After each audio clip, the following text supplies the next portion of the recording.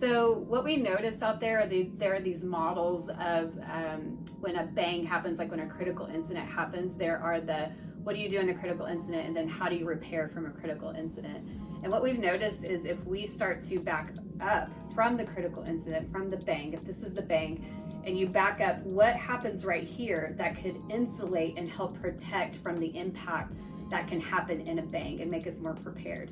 And so when we kind of look pre-bang, if you will, we have noticed in our work that when we build relationships with the system and they begin to do preparedness work, like being learning cultures that are trauma informed, and when they are learning how to relate to each other in trauma informed ways, then what we notice is then when the bang happens, everybody's more prepared, they're more resilient, and then there's also this plan afterwards so that when they are post-bang, they are also utilizing the resiliency to get back to a rest state. And so we're seeing that it's the full circle, and so pre-bang work is really vital.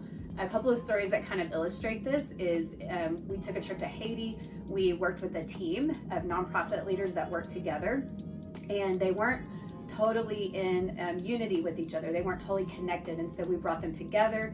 We brought some bond work, teamwork together. We trained them in all of our trauma stuff. We did some go bags and just a bunch of preparedness.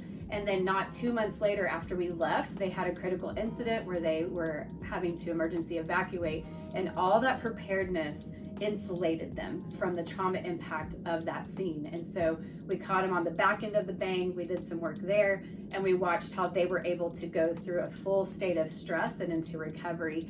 And that is what we're all about. We really want to fight for that pre-bang insulation. The more we can insulate people, we can't always keep the bad things from happening, but we can bring insulation to make the resiliency and how someone experiences the bang much lighter.